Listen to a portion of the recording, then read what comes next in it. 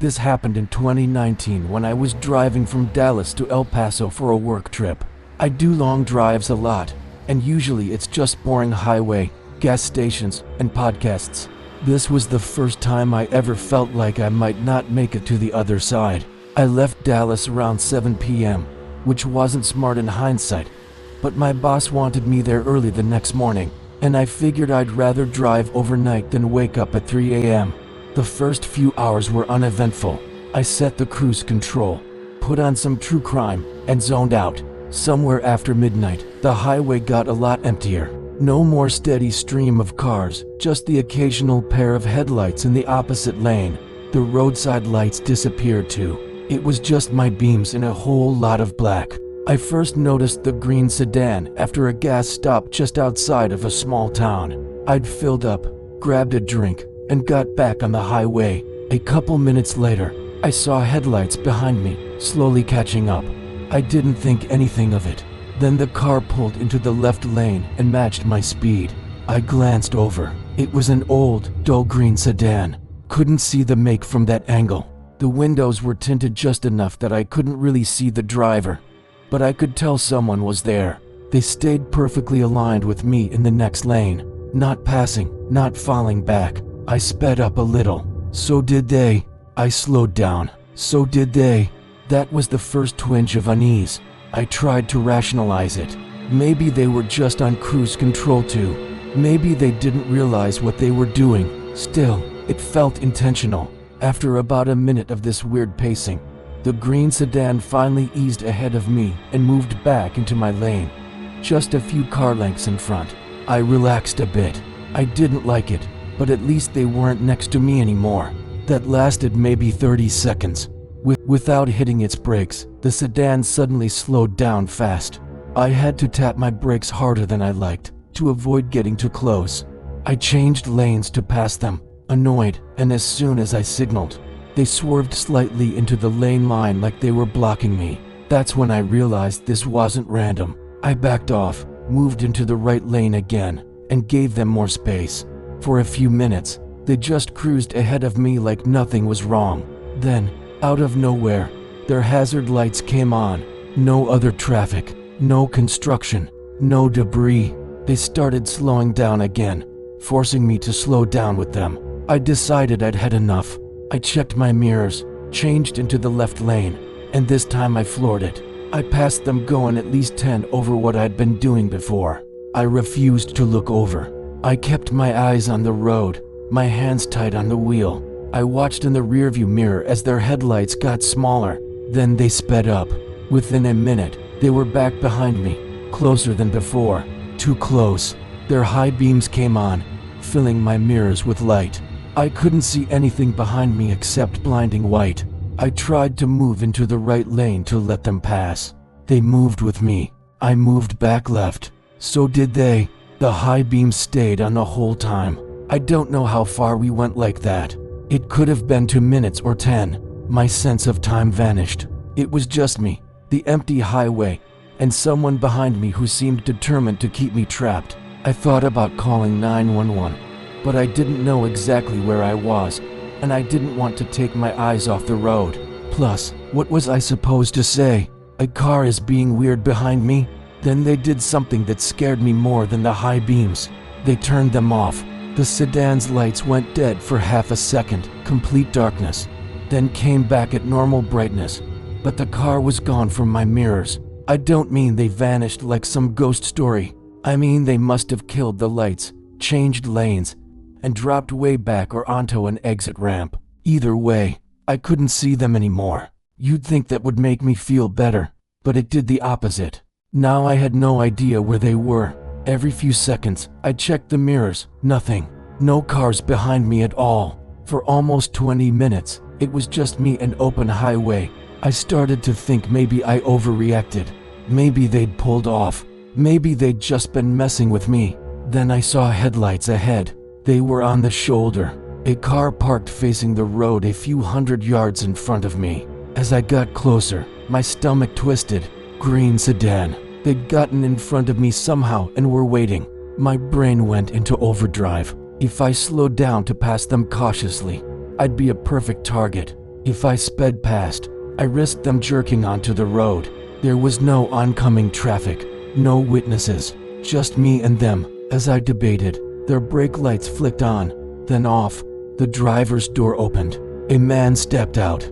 I could see him clearly now, tall, average build, wearing a dark jacket and jeans. He didn't look special. He didn't look angry. He just stood there, directly adjacent to my lane, watching my car approach. And then he walked into the road, not running, not lunging, just casually strolling into my lane. No handout, no signal for help, just a dead-eyed stare. I swerved into the left lane to avoid hitting him, heart pounding. As I passed, I looked over. His face was completely blank, no emotion, but his head snapped to follow my car, tracking me as I went by. I kept driving. For the next hour, I didn't see the sedan again. No cars behind me, no cars in front. I finally pulled into a well-lit truck stop with several semis parked outside. I parked close to the building and sat there shaking for a minute before I went inside. I ended up telling the cashier what happened. She listened quietly, then said, "You're not the first one to say that. Some guy in a green car likes to play games out here at night." I asked if anyone had ever called the police. She shrugged, said they came out once, never caught him.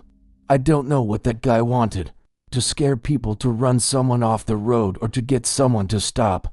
But I do know if his goal was to make me afraid to ever do a long drive again. It worked. This happened about 5 years ago when I was driving home from college for Thanksgiving break.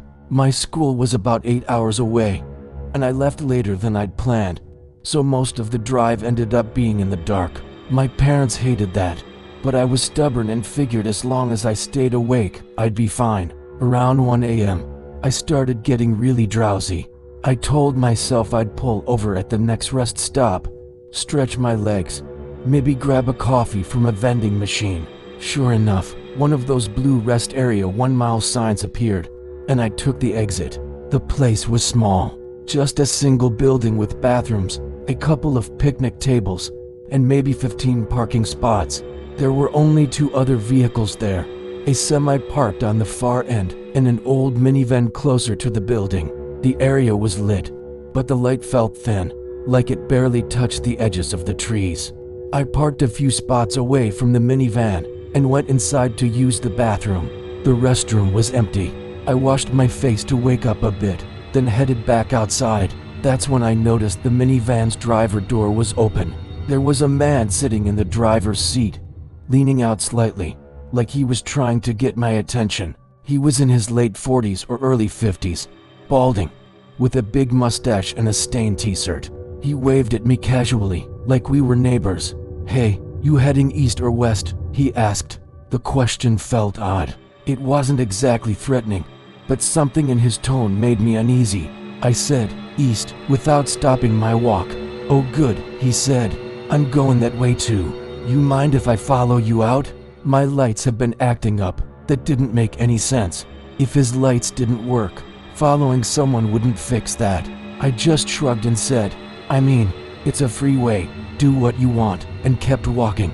As I approached my car, I felt him still watching me. I got in, locked the doors immediately, and started the engine. In my mirror, I saw him close his door and turn his own engine over. I pulled out first. He pulled out right after me. I tried not to look paranoid, but I watched his headlights in my mirror. They were fine. No flickering, no dimness, just normal. So his story about the lights already didn't hold up. We got back onto the highway, and he stayed behind me. At first, I told myself it was a coincidence. Only so many cars on the road at that hour, after all. But then 10 minutes passed, then 20, then 30. He never passed, never fell back far enough that I couldn't see him. He stuck to me like glue. I changed lanes. So did he. I slowed down. So did he. I sped up. So did he. It started to feel exactly like being tailed. That's when I reached an idea. I saw a sign for an upcoming exit, just a small town. Gas, food, a couple hotels. I put on my blinker as if I were taking the exit. Waited just long enough for him to commit to following me. Then at the last second, I swerved back into my lane and stayed on the highway. He took the exit. For a moment, I thought I'd lost him. Relief washed over me. I told myself I'd been overreacting. Still, I watched the mirrors for a good while afterward. About 15 minutes later, my heart dropped. The same minivan merged back onto the highway from another on-ramp behind me. He'd gone off, looped around, and gotten back on further ahead, timing it to appear behind me again. He knew exactly what he was doing. I decided I wasn't going to play this out alone. The next exit was for a bigger town, and I knew from the signs there was a 24-hour truck stop there. Bright lights, cameras, lots of people. I took the exit. The minivan took it too. We turned into the truck stop. I parked right by the doors, as close as I could. He parked 2 rows back. I didn't hesitate. I grabbed my phone, got out, and walked fast into the building. I went straight to the counter where a woman in her 60s was working, and I told her quietly that a man had been following me for almost an hour. She glanced past me through the window and said, "Which one?" Which didn't exactly calm me down. I pointed out the minivan. She nodded and called one of the truckers over. This big guy with a beard who looked like he'd seen everything. They both walked outside with me and looked toward the minivan. The driver must have seen us, because his headlights came on right away. He pulled out of the spot, drove slowly past us, never looking over. Then he left. No gas, no bathroom, nothing. The trucker shook his head. "Yeah, that wasn't nothing," he said. "That guy wasn't here for gas." The woman at the counter told me to hang around for a while before getting back on the road. I ended up staying there for over an hour, sitting near the front windows where everyone could see me. I never saw the minivan again. I don't know if he was trying to pick a target to rob, kidnap, or worse. I don't know if he would have tried something at a darker, emptier rest stop. I just know that his "my lights are acting up" excuse was never about lights. It was about seeing if I'd talk to him, and maybe if I'd trust him. This happened in 2020 when I was working night shifts for a small cleaning company. We handled offices and stores after hours, so I drove a lot at night between locations. One of our clients was about 90 minutes out of town, off a long stretch of highway that almost nobody used after midnight.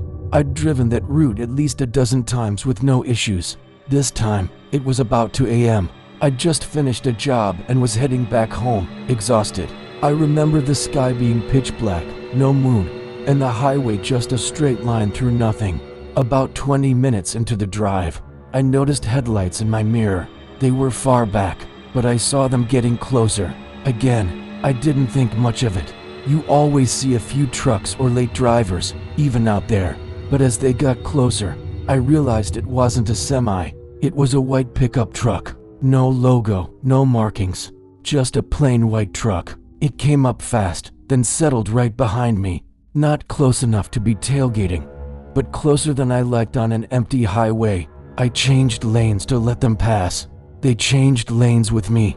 I changed back. So did they. I told myself to stay calm. Maybe they were just zoning out like I'd done a million times. Maybe they didn't even realize what they were doing. Then their high beams turned on. My car lit up like a stage. The reflection in the rear view was almost blinding. I squinted and leaned forward, gripping the wheel. I tapped the brakes a couple times, hoping they'd get the message. They didn't. I put my blinker on to move into the right lane. The truck sped up, closing the distance so fast I thought they were going to hit me. Just before I changed lanes, they backed off, then rode my bumper again. It felt deliberate. I tried ignoring it for a few miles. The high beams stayed on the whole time. I couldn't see the driver at all, just white light. Finally, I'd had it. I decided to pull onto the shoulder and let them go. If they wanted the road that badly, they could have it. I put my signal on, eased over onto the shoulder, and slowed to a stop. The truck slowed too. They didn't pass. They didn't even pull up next to me. They just stopped in the lane, a few car lengths back, high beams still shining directly into my mirrors. We sat there like that for at least 15 seconds. Then my phone buzzed. It was my boss, texting about a checklist item I'd forgotten to sign off. I realized I had bars and quickly dialed 911. The operator asked my location and I gave the highway and mile marker as best as I could. I told her there was a truck behind me that had followed me, blocked me from passing, and now stopped in the road with its brights on. While I was talking, the truck started moving, not forward, backward. It slowly reversed away from me until its headlights were smaller. Then it turned slightly and did a 3-point turn right there on the highway. It drove back the way it came, disappearing into the dark. By the time a trooper got to me, the truck was long gone. I gave a description, but it wasn't much. White pickup, maybe older model, no plates I could see. The trooper said they'd keep an eye out, but hinted it might have just been some idiot playing road games. I'd believe that if it weren't for what happened 2 weeks later. Same route, same time of night, different car. This time, one of our other employees was driving back from the same client. He didn't show up at the office or home on time. His wife called my boss. Police got involved. They found his car crashed into a ditch off a side road near that same stretch of highway. He was alive, but barely. According to him, a white pickup had ridden his bumper, then tried to force him off the road. When he turned onto the side road to get away, they followed. He lost control and crashed. By the time he woke up, the truck was gone. He said they'd tried to block him from going back to the main highway. No plates, no logos, just a plain white truck on an empty road. I quit that job a month later. I told my boss it was because of the hours, but that wasn't true. The real reason was simple. I didn't want to meet that truck again.